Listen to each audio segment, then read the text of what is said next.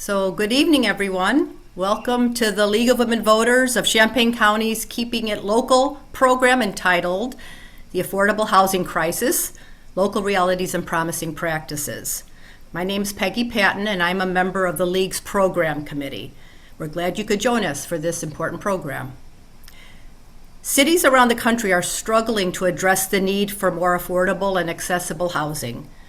At the same time, neighborhoods are trying to protect their identity and save historically designated buildings. What part do zoning laws play in creating this tension? How can local zoning laws help or hinder efforts at creating affordable housing? And are other strategies being considered? Our presenter this evening, Ben LeRoy, will address these and other questions related to affordable housing with a focus on governments in Champaign County. Ben understands these housing issues from a variety of perspectives. He earned his Juris Doctorate and Master of Urban Planning degrees from the University of Illinois. From 2013 to 2022, Ben was an associate planner for the city of Champaign and then later the zoning administrator. He also worked with the National Zoning Atlas, a nonprofit organization dedicated to cataloging zoning ordinances across tens of thousands of American municipalities. Since 2018, Ben has been teaching courses in land use law in state and local government for both the College of Law and the Department of Urban and Regional Planning in Illinois. He also serves on the legislative committee of the Illinois chapter of the American Planning Association. Ben will share his prepared remarks in the first half hour or so of our hour together. The last half hour or so will be a time for your questions. You can add your questions to the queue by typing them in the chat box on your screen at any time during the program. And finally, I'll ask that everyone, if you haven't already done so, please mute yourself. It helps to decrease background noise when others are speaking. So welcome, Ben, and thanks so much for leading the program this evening. Thank you, Peggy, and thank you everybody for taking time out of your evening to be here. It really is an honor to speak to the chapter. As someone who is a self-identified land use and local government nerd, I love what our local League of Women Voters does. I find your work incredibly helpful for my understanding of local government here in Champaign County, and you provide a real service. So again, it's an honor to be here. Before I begin, I do also want to recognize someone I see on the call, Tricia Crowley, who I know is a longtime leader of the chapter. Tricia hired me as a law clerk at the city of Champaign back when I was a second-year law student, long time ago, almost 15 years ago at this point. And so anything that I say tonight that you disagree with, you can ultimately take it up with her because it's her fault for getting me started down this path. No, but good to see you, Tricia. Okay, let me share my slides. Let's see.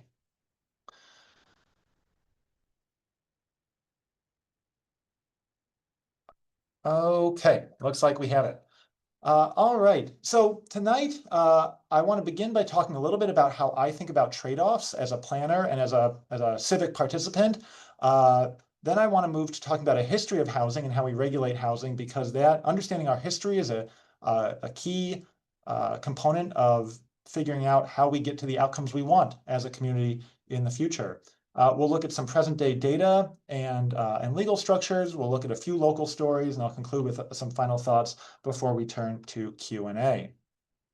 So I'm actually going to start with talking about everyone's favorite aspect of housing, dealing with our plumbing problems. This comes from a book that I read back when I was in grad school from a wonderfully brilliant transit planner named Jarrett Walker. His book, Human Transit, I recommend to anybody who cares about local government. Whether you care about transit or not, it's really great for just informing your thinking about local governance issues. And in particular, something that Walker wrote has really stuck with me over the years. A problem that we've all faced, right? You're facing a plumbing issue at home and you can't fix it yourself. You need to call in a professional. How do you make the decision about what to do, how to fix this? You're worried about the cost, the time, the uncertainty. Well, a good plumber isn't going to strong arm you into one particular outcome. A good plumber is going to arm you with information to understand the choices. So perhaps the plumber says, well, I can fix it today. It's relatively cheap, and this quick fix will hold for a year and a half or so, and then you'll need to call me back out. Or if you're willing to wait 2 weeks for a special order part, it'll cost you more, but this fixture will work for several years. And neither of those choices is objectively the right one. Maybe you value getting that fixture working today, and so the fix it now is the right choice. Maybe you really value the longevity and you have some other bathroom that you can use for a while, and so you're willing to wait and pay more for the part. Again, it's not the plumber's job to tell you which of these is right. They have given you information so you understand what trade-offs you're making. And just as a good plumber has this relationship with their client, so too does a good planner have this relationship with the public. The public gets to choose what they want and why, but the planners get to ask questions to clarify what the public wants. And so this is something that I'm sharing at the beginning of the meeting. I'd like you to think about it through the meeting. We'll come back to it at the end of my presentation. But it's something that I think speaks to one of the problems we have with planning for housing and policymaking around housing is that sometimes we aren't clear about our values, and that makes it hard for us to understand the trade-offs in the decisions that we're making. All right, let's talk a little bit of history. History of housing through three different lenses: the lens of planning and zoning, the lens of financing, and the lens of transportation, all of which have impacted housing supply in this country. In the 19th century, while America was rapidly urbanizing through rural migration and immigration, American cities actually had quite a bit of land use regulation, but these laws were different from the land use laws we have today in that they are limited in nature, they're discrete, they stand apart from each other generally, and they're targeted at particular urban ills. So, for instance, there was a specific law passed in New York City when the tenement situation was just becoming so unsanitary. It required new tenements to have a certain number of outhouses per resident. Important law towards health and sanitation, but it wasn't part of some comprehensive planning scheme. That all changed in 1916 when New York City adopted the first comprehensive zoning ordinance in the United States. This zoning ordinance was relatively simplistic compared to the complex ones that we see even in small cities today, but it regulated familiar features such as height, bulk, basic use categories, things like that. So a number of cities followed in New York City's lead, and almost immediately after that, those cities began to be sued by property owners who said that zoning was not constitutional. Specifically, they rooted their objections in the Fifth Amendment's due process clause, that no person shall be deprived of life, liberty, or, in this case, property without due process of law. And many property owners felt that their rights to build their property to build a building as large as they wanted, to use their property as intensively as they wanted, were impacted. Those constitutional rights were violated through these sweeping zoning laws. While both state and federal courts were addressing this issue and coming to all sorts of different conclusions, the U.S. Department of Commerce, headed by Herbert Hoover at the time, really took a shine to zoning as an economic development tool and published the Standard Zoning Enabling Act. This was not an actual law with force of law. The federal government does not have land use regulatory authority, but this was a model act that they hoped that state governments would adopt to enable local jurisdictions to zone their land. And in fact, that's exactly what happened. Every state adopted this model act, typically with very few, if any, amendments. In 1926, in a case called Euclid versus Ambler, the Supreme Court determined once and for all that comprehensive zoning is constitutional. It's not a due process violation. It's what we call an exercise of the police power, protecting health, safety, and general welfare. The story behind Euclid versus Ambler, or the text of Euclid versus Ambler, is interesting because we see two very different outcomes at the trial court level and at the Supreme Court level. And both of these turn on a feature of Euclid's zoning ordinance, which was very common, which was the apartment ban. The ban on housing that was 2, 3, or 4 or more units on a parcel, instead requiring only single family use. The trial judge, Judge Westenhaver, in his opinion, ruling that zoning was unconstitutional, wrote that the purpose to be accomplished is really to regulate the mode of living of persons who may hereafter inhabit it. In the last analysis, the result to be accomplished is to classify the population and segregate them according to their income or situation in life. Westenhaver took real issue with this idea that a city might dare to decide who could live where through the proxy of saying what kind of housing could be built where. But Justice Sutherland and his colleagues on the Supreme Court didn't have those objections. In fact, as Justice Sutherland wrote, in some dicta here, that very often the apartment house is a mere parasite, and that when mixed among houses, apartment houses come very near to being nuisances. When I have my students read these passages in class, the way I kind of summarize it for them is I say, both Judge Westenhaver and Justice Sutherland agreed that the purpose of these apartment bans was to segregate out the wrong kind of building and the wrong kind of person. They just disagreed about whether that was okay for local governments to do or not. And this is an important bit of history because, as we'll talk about further, these apartment bans are still very much a function of contemporary land use regulation. In 1927, U.S. Department of Commerce, now that it knew zoning was constitutional, followed up with the standard City Planning Enabling Act, which again was another model act that every state adopted that created familiar land use governance processes and parties such as the Plan Commission, the Zoning Board of Appeals, the variance request, etc. We talked a little bit about one strand of exclusion in early planning and zoning history, that against apartments. I do want to mention that another strand of exclusion, that of racial exclusion, because this is a key part of early zoning history as well. In 1917, the Supreme Court ruled in a case called Buchanan versus Worley that racial zoning was unconstitutional.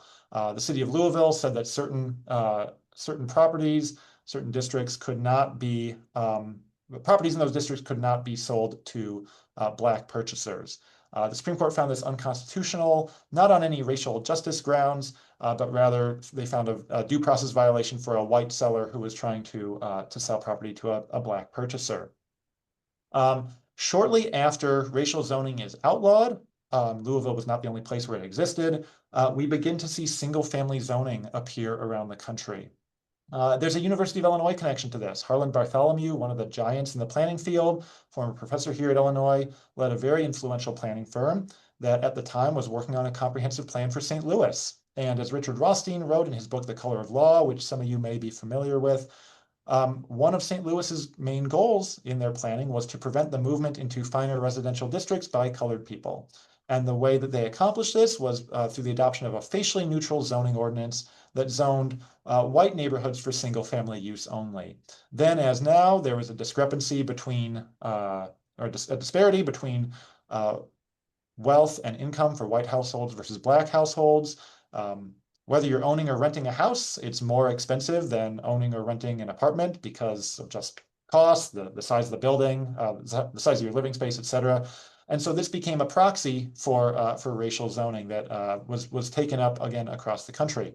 So two strands of exclusion here going back 100 years, one rooted more explicitly in racism or in race, one that is more tied to this idea, sort of this cultural distaste for apartment houses. Another lens of history that's important here is financing. So before the 1930s, mortgages looked very different from how they look now. They were expensive. They typically required a 50% down payment. They were risky. They were often variable rate. They were short in term. 5-year mortgages were very common. 10-year mortgages were a little less common. Anything longer than that, you had to be golfing buddies with the banker. Sometimes they weren't even mortgages. There was a very common form of sale called the contract sale, where you didn't, it was a rent to own. You didn't take title to your property until you completed the terms of the contract. If you've read Upton Sinclair's The Jungle, you may remember the Rudkiss family falls into a contract sale trap in that book. This was a tough enough situation for homeowners up until the Great Depression, and then of course the bottom fell out, foreclosures swept the nation, and President Roosevelt responded with the creation of two agencies, the Federal Housing Administration and the Homeowners Loan Corporation. One thing these agencies did is create the federally insured mortgage system that we're familiar with today. It reduced risk for both buyers and lenders by federally insuring mortgages, so banks now felt comfortable requiring a lower down payment. They extended the terms out further. And so this was a very pro-homeowner, home buyer move by the federal government. But its benefits were not universally felt, mainly due to the process of redlining. the federal government, Hulk specifically, mapped American urban areas according to the racial mix, the percentage of immigrants in neighborhoods, how much multifamily housing was in a neighborhood versus single family housing. And neighborhoods that were viewed as too non-white, too immigrant heavy, too multifamily were viewed as risky. They were marked in yellow and red on the map, which is basically a big signal to banks: do not lend for the construction of new housing or the purchase of housing in these neighborhoods. And so that exacerbated some of the racial trends that we talked about a couple slides ago. And also further this gap between multifamily housing and single family housing. One other just historical note here is that until the 1960s, building owner-occupied multifamily housing was just more difficult as a legal matter. The legal tool to convey title in three-dimensional space did not exist. You could build multifamily housing, owner-occupied multifamily housing through the co-op structure, but that was convoluted and difficult. So this was another factor that made it easier to build and to sell single-family homes as opposed to multifamily housing. Finally, the transportation element is important here too. Up through the early 20th century, when America suburbanized, it did so in the streetcar suburb format. These were suburbs, neighborhoods of moderate density, typically some mixture of uses that were transit-oriented. We see a picture from a Philadelphia streetcar suburb here. But in the 1920s, we begin to see increasing automobile ownership that, among other things, impact zoning ordinances. Zoning ordinances begin to require certain amounts of parking for every land use, which then creates this cycle of spreading properties out, making transit less effective, inducing more car ownership.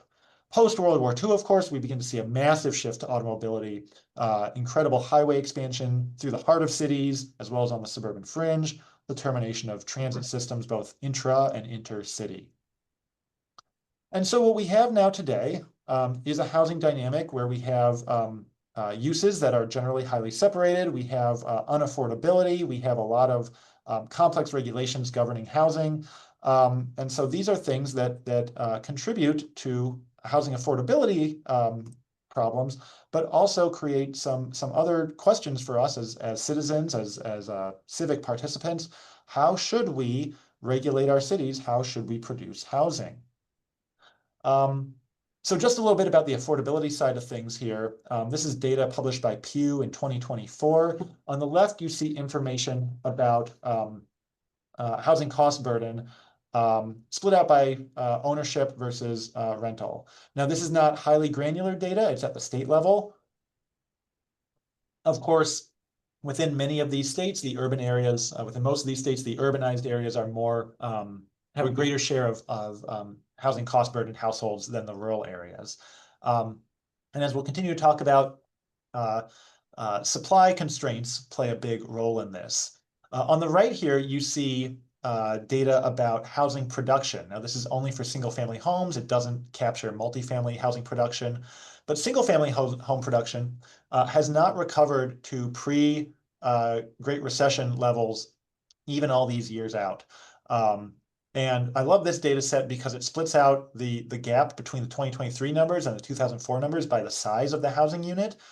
And one thing that's really interesting is you see the smallest gap with the largest houses. And this is a strong indicator that housing supply constraints, namely around zoning, but also some other constraints, are really pushing home builders towards the top end of the market more than we saw pre-Great Recession. In a situation where home builders are constrained in how much housing they can build, they're going to gravitate towards the type of housing where they can make the most money. Research has shown that in less housing constrained metro areas, we see a more even distribution of the types of housing price points that developers are bringing to market. This is tied into what I would say is a shift between what I call traditional city building and contemporary city building. In the past, as I mentioned, housing was lightly regulated, or city building was lightly regulated. The regulations stood apart from each other. They were targeted at particular problems. Today, city building is a heavily regulated enterprise. Cities typically adopt a comprehensive plan that is backed up legally by zoning and subdivision ordinances, which can run into the hundreds of pages that are often very dense and hard for someone who's not an expert to decipher. A cultural trend that has manifested in our legal tools is that whereas we used to anticipate and just understand that cities might evolve over time, that the uses of a building might change or that a building might expand, now there is this expectation, both culturally and legally, that neighborhoods will be in a sort of a permanent stasis, that the way that a neighborhood is now is the way it is and always shall be. That if we build something new, a new neighborhood, that it's going to look that way forever. This is a relatively new phenomenon in city building in this country and indeed across human history. This ties into another thing we observe, which is that whereas cities used to be more heterogeneous in the housing typologies that were in neighborhoods, and they used to have more socioeconomic mixing, now we see more homogeneity where one neighborhood has this type of housing, another neighborhood has this type of housing, and we get less socioeconomic mixing because of that. And a related trend here to all of these is that whereas our cities used to be more mixed use and walkable, now they are more single use and auto-oriented. How does this look in Champaign-Urbana? Well, this is data from the National Zoning Atlas. It only covers Champaign and Urbana, not our other Champaign County jurisdictions. But as you can see, approximately 80% of our land in Champaign and Urbana is zoned to allow the production of housing. And in that land, in that 80%, which is what the bottom bars represent here, you can build a single family home nearly anywhere, and you can build it by right. That means that so long as your building plans comply with the zoning ordinance, you can submit your plans, it gets reviewed by staff, you don't need to go through some big public hearing. If you want to build a duplex, or even something more than that, a triplex or a modest multifamily apartment building, you can do that on a lot less of our land here in Champaign-Urbana. And I will say that in general, the numbers here are actually more accommodating of duplex, triplex, and multifamily housing than what we see across the country. In other words, municipalities across the country tend to be more exclusionary than what we see here in Champaign-Urbana. There are a lot of levers that impact housing production, and we've talked a little bit about local ones. We'll come back to that in a moment. I do want to speak to the federal levers here because they do matter. They do impact housing production, and I would say they're especially relatively impactful this year under the current federal administration. The federal government impacts the financing of housing. The federal government has a big toolkit with various tax credits, tax incentives, things like that. Opportunity zones you may have heard of. Those are a Trump 1 creation, LIHTC, an older program, low-income housing tax credits. These are programs that are intended to incentivize housing in certain locations or certain types of housing. That can change whether it makes financial sense for a developer to build. The federal government, of course, also sets interest rates, and the banks follow those. And when interest rates are lower, money is cheaper, capital is cheaper for developers to acquire to build new housing. And that's dictated by the federal government. The federal government, obviously, right now is playing a large role in labor markets. Home construction is a very heavily immigrant labor market, both legal and illegal status. And of course, under the current administration, that has been immigration policy has been really disruptive to the labor pool that builds our homes. Similarly, availability of materials is impacted by tariffs, among other things. And in a high tariff, high variability of tariff environment, that impacts the ability of home builders to get the stuff they need to be able to build new homes.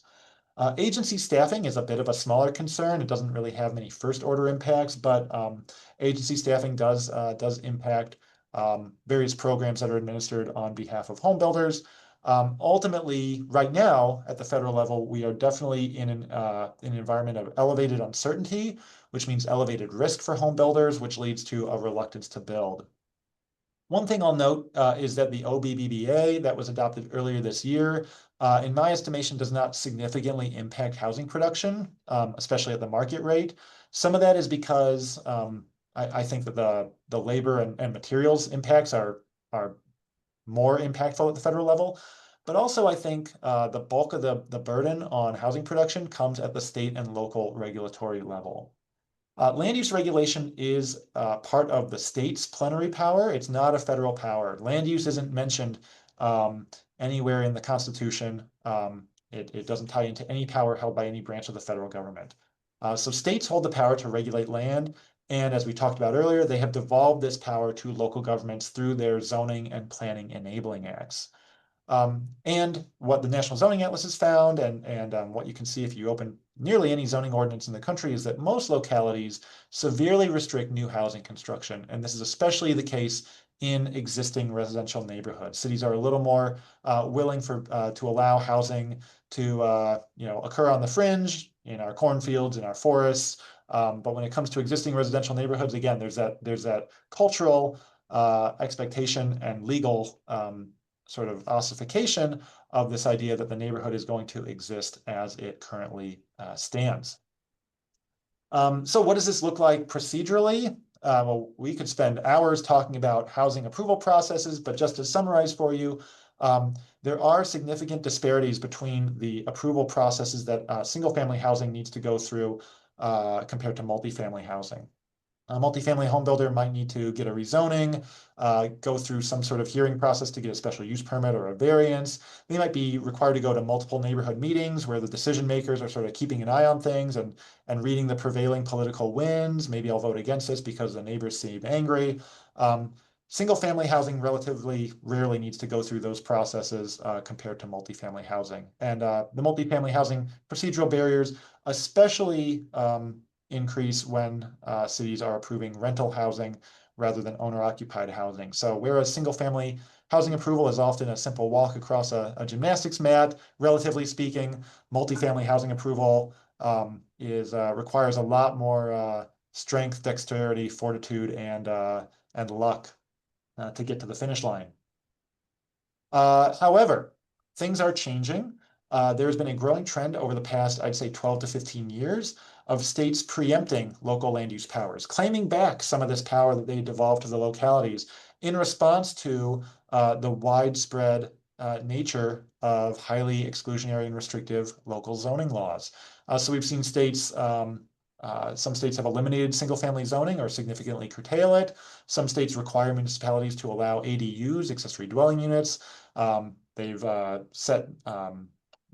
reduced the ability of cities to impose high minimum parking requirements or large minimum lot sizes. And notably, this has happened in blue, red, and purple states, not so much in Illinois yet. Here are some headlines from around the country over the past few years. And as you can see at the bottom here, there is a growing push at the state level in Illinois to engage in some sort of zoning preemption. What form exactly that takes remains to be seen.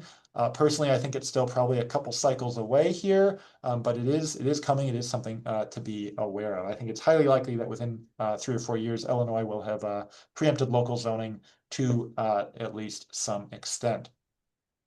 All right, let's get a time check here. Okay, we're at 7:30. I'll jump into these quickly, and then we can get to Q&A. So I want to talk about a few zoning reform examples in Champaign. Some of these may be familiar to you because they all date to my time working with the city, again, from 2013 to 2022. In Campus Town, we have a built environment that for a few decades was subject to these suburban style zoning regulations that produced poor design outcomes, lifting buildings up on stilts. We got a lot of housing production that was occurring simply due to the strong demand, but the design outcomes were poor. There were no owner-occupied single-family houses in this neighborhood. That used to be the neighborhood character, but that went away a long time ago. There are 2 buildings in the 300 block of Daniel Street that illustrate some zoning changes that I headed up at the city of Champaign. And I love talking about these buildings. They're right next to each other. They're pretty much the same size, same number of residents, but they look different and function differently because of zoning changes. The older building, 307 East Daniel, is entirely up on stilts, as we can see, due to parking requirements. The developers tried to fit as many parking spaces as they could on the building, knowing that they had enough housing allowance to match that parking requirement. And so the building is entirely lifted on stilts. The building is also set back quite far from the street, more than just what the setback requires. The setback is a zoning tool that provides for light and air and space between buildings, but there was this suburban style open space requirement that said a certain amount of the land must be left untouched, undeveloped, which pushed the building back further, made it go up taller. In contrast, the newer building on the right, um, which I think looks better. I've not yet encountered anybody who says it looks worse than the other one, but we all have our preferences. This building was built after the city eliminated the parking requirements and the open space requirements. You can see on the right here, the building is stilted up in the back, so there is parking up in the back off the alley, but the building comes all the way down to the street in the front. The building has the same number of floors, but it's a floor shorter because it doesn't have a parking deck on the first floor.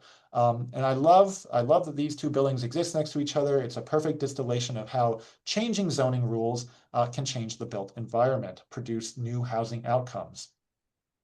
The in-town neighborhoods, a second zoning story here. The in-town neighborhoods, some of you may remember, were created in the 1980s in response to multifamily development in the neighborhoods around West Side Park and downtown Champaign. It was essentially a neighborhood-wide downzoning that prevented multifamily, except in the zoning districts that were created where those green, browns, and reds, where there was already some multifamily development that existed. The in-town zoning regulations, which I had the pleasure of trying to administer for a few years before they were updated, were very complex and confusing, to the point that sometimes when a homeowner would call and say, what could be built on my property, or what could be built on the property across the way, it was sometimes difficult, if not impossible, to tell them because of how the regulations were drafted. When this property was developed, this multifamily building, the first one in a few decades, was built in the neighborhood. Some members of the neighborhood didn't like it. They called out for the city council to do something to either prevent or regulate multifamily housing further in the neighborhood. And that resulted in the planning process you see on the right here. This planning process involved heavy engagement with resident homeowners in the neighborhood, pretty light engagement with developers and architects who might work in the neighborhood, no engagement with the renters who live in the neighborhood and might live in these buildings. The ultimate outcome of this is that the zoning ordinance was amended to impose administrative design regulations, not a discretionary design review board, but rather rules that can be approved administratively or applied administratively. The zoning map itself was not amended. We still have that 1980s zoning map determining where multifamily can and cannot be built. And we've seen a modest increase in housing supply in the neighborhood. Finally, the Clark Park neighborhood is a third story here. You may remember this story from several years ago. This is a neighborhood that's fully built out to its zoned capacity. That means it's zoned for single family use. Every lot in the neighborhood has a single family house on it. That's as much housing as can be in that neighborhood. As the neighborhood became more popular, wealthier property owners began to tear down some neighborhood properties so that they could rebuild larger to max out the zoned capacity for the bulk of the buildings. And there was a split neighborhood reaction to this. Some of the neighbors thought maybe we should just preserve the existing zoning and let the chips fall where they may. Some said we should amend the zoning ordinance to regulate bulk and setbacks differently. Some homeowners preserved a strategy of adopting a conservation district, which would have been sort of like a lighter form of a historic preservation district that would have required city approval for certain changes to properties. There were people who had other thoughts. It was a very controversial matter. It ultimately resulted in no zoning changes after multiple contentious neighborhood meetings, plan commission meetings, and city council meetings that lasted for more than a year. To sum these up and compare them to each other across a few characteristics.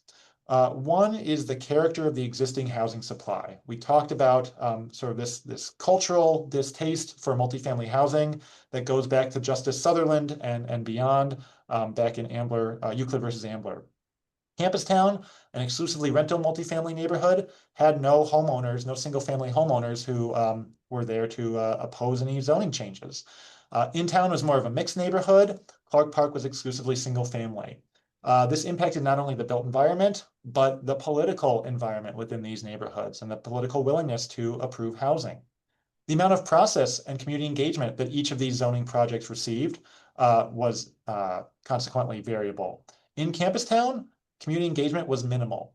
In the in-town district, as I discussed, it was what I would characterize as moderate. Some groups, particularly the resident homeowners, received a lot of input. Other groups received little to no community engagement. The Clark Park neighborhood received, of course, extensive neighborhood engagement and a lot of process. And finally, how did the housing supply change in these neighborhoods? Well, in Campustown, we've seen significant increases to the housing supply following the zoning reform.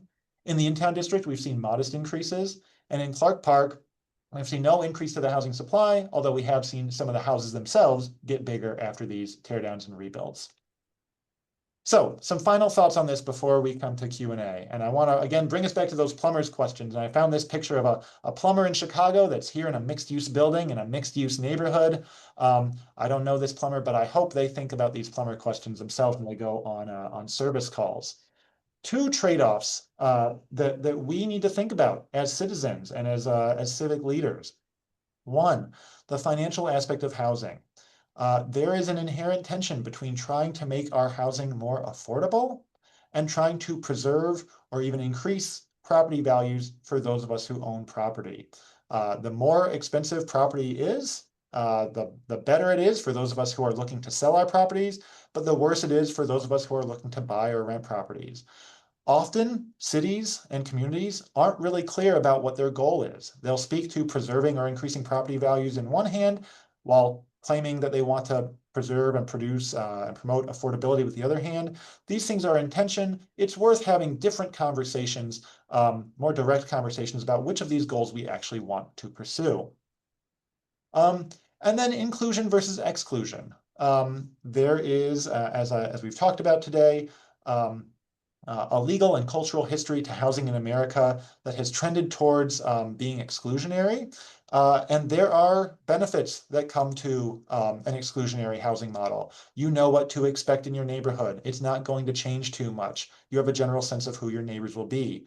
But what the trade-off there is that you miss out on the benefits of inclusion. The idea that your neighborhood can grow and change over time, that it can be accessible to more people and to more types of people. And these are, again, trade-offs. I certainly have my opinions about them. You probably have your own, but I would put before you that this is another conversation that cities haven't been great at having directly and openly with themselves. Where on this inclusion versus exclusion spectrum do we want to fall, and how can we understand the trade-offs that are inherent in that choice? Thank you for your time listening to me. I think I went just a little over my target time here. I'm happy to take any questions you have for me. Thank you, Ben, for squeezing in probably, 8 courses into one 40-minute talk. We really appreciate it. And yes, I know there are questions in the queue. I'm going to start off with a question, and then I'll let our other helpers call on people with other questions, because I know they exist. But I guess, the question I want to ask, and you touched on bits of this, but, as residents of a university college town, I sort of feel like some of our issues are maybe unique because we are a university town. And so my general question is, are university college towns unique in addressing the affordability crisis? And I ask that because I understand from the special consensus that was done in Urbana in 2024 that the rental housing vacancy rate in Urbana is 13% higher than comparable communities. And many of the rental units are not affordable to residents. And yet we keep seeing more requests to build more rental units, which are only at the high end, affordability end. So are there strategies to compel developers to bring down costs? Like I've heard in some communities they have vacancy rates that they charge developers if they're willing to leave housing units, apartment units vacant and yet build more. Are there strategies to compel developers to build units that are affordable? Because that doesn't seem to be happening to my eye in Urbana. There are, although it is a complex question, and it's a complex set of solutions, in part because when we talk about the housing market as if it's some uniform thing, of course, no such uniformity exists. There are lots of different niches and different submarkets, even within a community of our size. So we might have housing that's oversupplied in one niche, in one submarket, and undersupplied in another market. When it comes to, so that's thing one. Another thing is that here in Illinois, we don't necessarily have access to all the tools that cities in other states might have. Rent control is one here in Illinois it's not legal for Illinois cities to impose rent control, but there are a number of states where it is legal to do that. Now there is varying literature and analysis about whether rent control is effective in actually bringing housing prices down versus, maybe just producing some people who get lucky and a class of people who get unlucky. And of course, the supply side matters too. Other policies matter too. But that's just something that's off the table for us here in Champaign-Urbana because state law doesn't allow it. What I will say is this. In my review of the literature, it uh, there are lots of ways on the margins to change housing affordability, but we do have uh, a supply crisis in many of our metro areas and many of our jurisdictions around the country. Vacancy is a tricky thing to deal with. We have good statistics. Well, we have, I won't say good statistics. I think we have decent statistics on vacancy when it comes to the number of units that are vacant. We have really terrible statistics about, for instance, how many bedrooms are vacant. So for instance, I can imagine, we might have an apartment building that has 3 vacant 1-bedroom units in it. We might have a single-family house that's a 4-bedroom house, but there's a couple that lives in it that sleeps in 1 bedroom, and they have 3 vacant bedrooms in their house. Are these things totally one-to-one equivalent? No, but there's a lot of nuance to things like vacancy, home prices, housing supply production that gets that's very tough to capture in broad brushstrokes. A lot of this stuff really does the locality matters, the detail matters. Thank you. And I will let our others ask their questions or get called on by our question controllers. Okay. All right, I will ask a couple of these. The ways affordable housing is approved is a different path from regular development. How does that impact the cost, the amount of housing, and how fast can it be approved? It's a good question, and one that I'm unfortunately not an expert on. I've not worked directly with affordable housing approvals, and I will say to the extent that we encountered them at the city, we treated them as the same as market rate housing. And in the city of Champaign, one thing I liked about working for the city of Champaign is that the city of Champaign really had it was a well-staffed agency, and it really had professional processes. I'll give you an example here. There's a concept in development called by right. I mentioned it in my presentation. The idea that if your development proposal follows the rules, that staff reviews it, there's no special meeting, city council doesn't need to vote on it, you're entitled to an approval within a certain timeline. That's how it functions in Champaign and Urbana. I remember taking a call from a developer who worked primarily in West Coast states who was looking to do a building in Campus Town. And West Coast states are notorious for having very convoluted processes for multifamily housing. And so he was asking me about building by right housing and what sort of neighborhood meetings or special approvals or entitlements he needed to go through. And I walked him through the process, and he kept asking, well, but what about this? What about that? What about? And eventually I said, no, if you submit compliant plans, we'll approve them within 2 weeks. And there was this pause on the phone, and he said, you're kind of blowing my mind here. Nobody out here does it that way. And it made me really proud of our city, the fact that we run our processes in a sort of a neutral, even-handed, professional way. So there are communities where affordable housing production goes through specialized tracks. I can say that for some of those, in some of those municipalities, there is an expedited path to approval. In some of those municipalities, just because of complexity or other issues, affordable housing typically gets caught up in the pipeline and takes longer. Unfortunately, beyond that, I can't speak with a greater level of detail because I don't have personal knowledge. It's a great question, though. Well, it came from Tricia Crowley, so that's why. Oh, okay. Yeah. I feel that we have a shortage of condominiums. They are fairly pricey because of this shortage. Is this typical of communities our size? Great question. And I agree with that. As someone who used to live I currently live in a house that's just a couple blocks south of Hopscotch Bakery. But before that, I owned a multifamily unit in a co-op, not a condo. It was a building that goes back to the 1920s, one of those brick buildings a couple blocks north of West Side Park. And I've long thought, 20 years from now, when my kids are grown and gone, I'd love to move back into that type of housing, but it'd be nice to move into something newer, like a condo. And we don't have a lot of choices for this.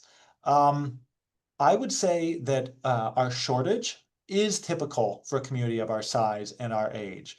Um, and I think the reason for that is this. Well, first of all, when we talk about condos, there are two very different types of condos, at least from like a built environment perspective.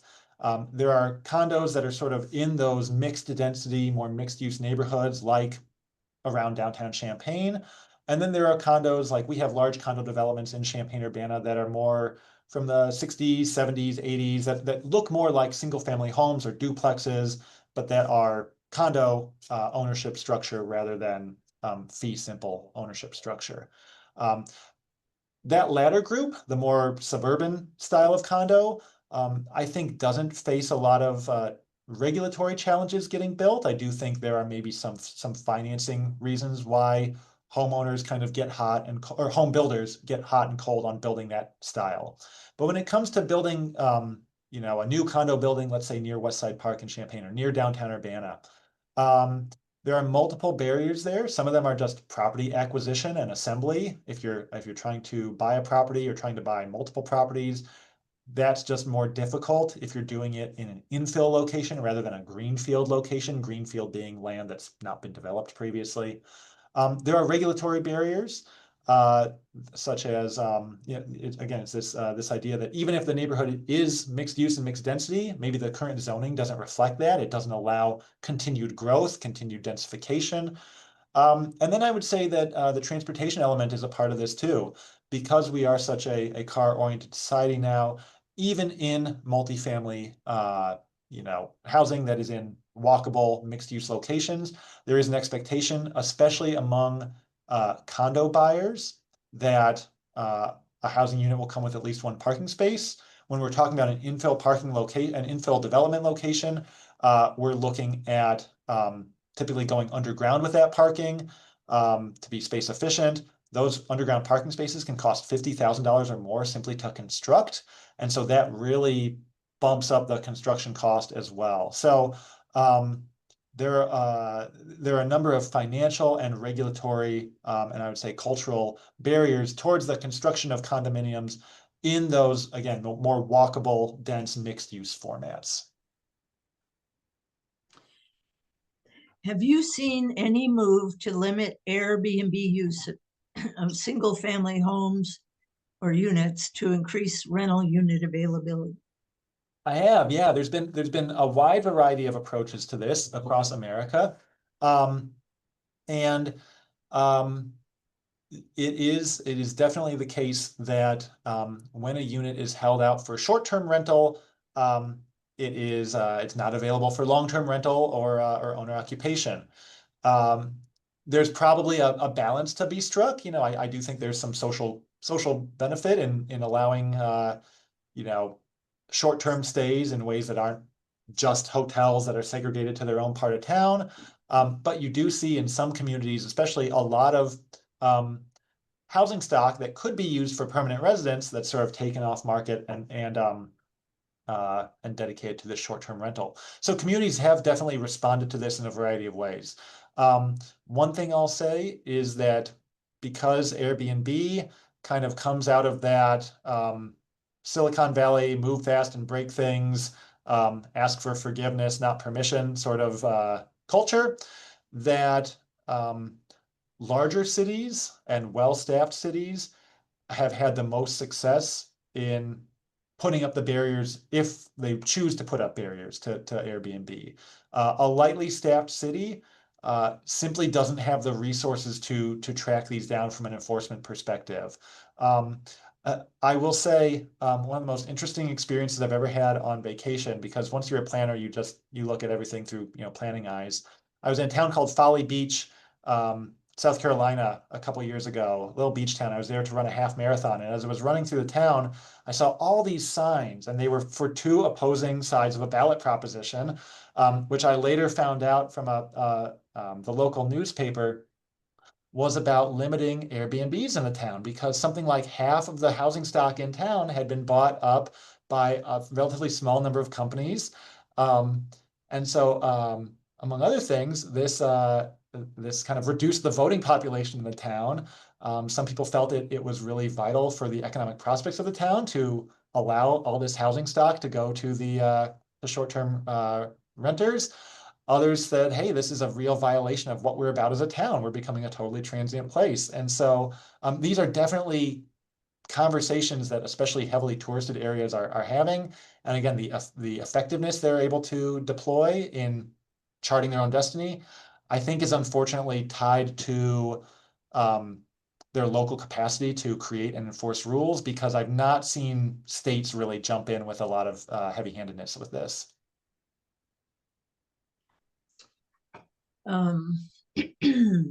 Does this discussion offer possible solutions to some homelessness? Great question. So when it comes to homelessness, I am really drawn to the literature and analysis that shows a strong connection between housing supply and homelessness. When we look at, for instance, the state of California versus the state of West Virginia, California is a much richer state than West Virginia. Nevertheless, California has a much higher percentage of its population living on the streets than West Virginia does. Why is that? Well, West Virginia has a housing supply that exists that can house its population. Now, you can get into some nuance. My grandparents moved out to Eastern Kentucky, right next to West Virginia, and you get down in the hollers, and there's some real substandard housing, and so that's certainly a related, although different issue. But when it comes to homelessness, housing first solutions have been shown to be very effective. One thing one role that zoning has played in this is the elimination of certain housing types that are affordable and accessible to those who are of limited means. If you watched Mad Men, those of you who might have watched Mad Men might remember when Don Draper gets kicked out of the house for cheating on his wife, and he has to go live in this residential hotel in New York. Tom Hanks' character does this in Big as well. This idea that you're renting a room that maybe has a hot plate and a shared bathroom at the end of the hall is something that most cities ban. In Champaign, while I was with the city of Champaign didn't have any such housing typologies, but while I was there, our zoning ordinance allowed it until we decided to eliminate it from the zoning ordinance. Is that the nicest, most luxurious form of housing? No. But if the difference for someone is being on the street versus having this form of housing where they rent a room, so they have some private space and they share some common facilities, then yeah, in my estimation, legalizing that form of housing is a great strategy for us to try out. If I could just mention, I work with students here in Champaign, and I know we have multiple students who are unhoused, and they're doing this unofficially anyway, living in hotels week to week. It's already happening. The hotels are they're unhoused. They have a roof over their head, maybe for a week, maybe not next week. And if they can't pay the bill, then maybe they're sleeping in the hallway of that hotel here in Champaign. So that's an exciting thing to learn about, that we purposely don't allow it and people are using that workaround anyway. Yeah, thank you for that. Are ADUs succeeding somewhere in the US? Oh, that's a great question. But if I could ask whoever answered that to clarify for me, what do you mean by succeeding? Because that could mean a few different things. It was me, and I'm wondering if they're allowed somewhere, if they're being built, if they're being used, if they're reducing the homeless population. Great question. Okay, thank you for the clarification, Jane. So the answer is yes. We've seen lots of cities take various approaches to legalizing accessory dwelling units, or ADUs. And we've also seen some states preempt local zoning to require cities to allow them. A couple thoughts on ADUs. One is that some municipalities have adopted, or states have adopted schemes that make it relatively easy to build ADUs, relatively few design requirements, relatively few process requirements, pretty straightforward application of the rules. Other communities, I would say, allow ADUs in name, but when it comes down to the regulations are so onerous, complex that they're unworkable, and so they don't actually produce any housing supply. So that's one distinction that we see between cities. Another thing is that depending on the locality that you're in, there might be the housing supply might be so constrained compared to the costs and the demand that building an AD that allowing someone to build an ADU might not move the needle because it might be super expensive. And instead, that if you really want to juice housing supply, you need to look at something more like allowing fourplex development. I would say sort of the median outcome I've seen in communities is sort of a combination of legal structure and sort of financial and demographic characteristics of a community, that you see some ADUs being built, but not at scale by developers. They're typically built by a homeowner who either has a specific user in mind for that ADU. You know, I want to bring my family member in so they can live on site but still have their own space. Or they're trying to monetize their property to maybe cover their mortgage costs. It's not a development format that really scales for for-profit developers, which frankly is one of the appeals of it to many people, is the idea that it fosters some housing construction that doesn't have the the capital D developer who's only in it for the money, so to speak. Well, thank you, Ben. I'm going to take the liberty of asking the very last question because it's an important one for us to leave on, because you certainly gave us a lot to think about. But for those of us, and I think it's everybody who's on this call tonight, who are interested in addressing the affordable housing crisis in our community and our state and nation, what are a few kind of takeaways you'd like to leave us with? Things that, if we want to take some action, do something concrete, either on a small scale or a larger scale, what one or two things would you Good question. offer? Yeah, so I would say number one, I think it's worth really chewing on this idea of these trade-offs that I presented at the end of my presentation. There is really a fundamental choice for us to make about how inclusionary versus exclusionary we want our neighborhoods to be. One thing that I share with my students in one of my classes is some empirical research that shows that when you poll voters on whether their communities should have more housing, a majority says, yes, build more housing in our community. And then when you ask them, should more housing be built in your neighborhood? Most of them say, no, no, no, no, no, not in my neighborhood, somewhere else. At some point, we need to figure this out, and it only gets more complex if you don't want our cities to keep sprawling into prime farmland or untouched forest land or et cetera. And so really, I think taking some time to clarify for yourself and talk with friends about should our community be inclusionary or exclusionary when it comes to housing? And what does that mean in terms of where the housing should go? Go through a thought experiment. If you're a Champaign resident, or if you're an Urbana resident, if Champaign were to double in population, where should that population go? How much of it should come to my neighborhood? That's, if the answer is 0, that's your value. That's for you to decide. But then you need to understand that the trade-off is, well, where else is it going? Is it going to someone else's neighborhood? Are we sprawling out further? You can't have it.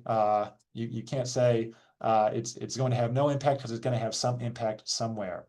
A second thing I would say is to review, check out your city's comprehensive plan. This is a group that already I know cares more and is more involved in local government than most people in the community. But you may or may not have looked at your city's comprehensive plan. That's sort of the foundational planning document for what your city hopes to achieve in the land use and housing realms. I will say comp plans are intended to be fairly accessible documents. Here in Champaign-Urbana, we have good planners, and that means they produce some pretty good plans, but they're also kind of big plans.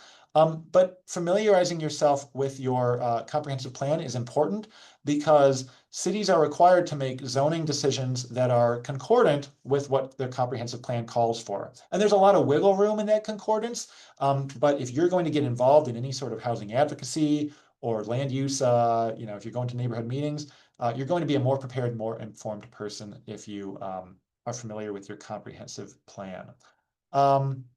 The final thing I would say, and this is where I'll sort of just put in my own personal values here, is I would say to just recognize that when we look at the history of cities, cities are one of those things that distinguishes us from all other species. We are social creatures who build these immensely complex physical, social, economic conurbations together. And for nearly all of our history as a species, our cities have changed. And it's only recently, and in America more than anywhere else, where we've sort of adopted this posture that our cities aren't going to change. Mm-hmm. And while that is, I think, it's comforting, like change is difficult to deal with. There's lots of change that I don't like. One thing we need to recognize is that even when we prevent change in certain ways, that change nevertheless happens in other ways. I think about it like if you're holding a balloon, you might, and the balloon is filling with air. You might squeeze part of the balloon, and so the balloon's not going to grow in that part, but it's going to start to expand over here. Mm-hmm. And so even if we, for instance, limit new housing being built in our neighborhoods, that doesn't mean that the neighborhood is going to stay the same. We might, for instance, experience what happened in Clark Park, where the neighborhood gets more popular, and so all of a sudden wealthier homeowners are able to buy homes to build them bigger. That's a change that comes. It's different from the change that might come if we, say, limited the size of housing, but allowed people to build duplexes or triplexes in Clark Park. And so getting comfortable with this idea that change happens is a useful thought exercise for thinking about what kinds of changes do we want to incentivize, what kinds of changes do we want to prevent, and what kinds of impacts might we expect those decisions to have on other sorts of changes that might occur in our neighborhoods. Wonderful. Thank you so much for giving us much to chew on. Thanks so much, Ben. And I'll remind you and everyone that this are like all of our Keeping It Local programs is recorded, and it will be on the League of Women Voters YouTube channel in the next 4 or 5 days. So if you came late or you wanted to listen to it again, because Ben included a lot of information, you can do it that way. So thanks so much for coming tonight, everyone, and watch your League newsletter, and we'll see you again next time. Thank you, Ben. Thank you, Peggy. Thank you, everybody. Nice to see you tonight.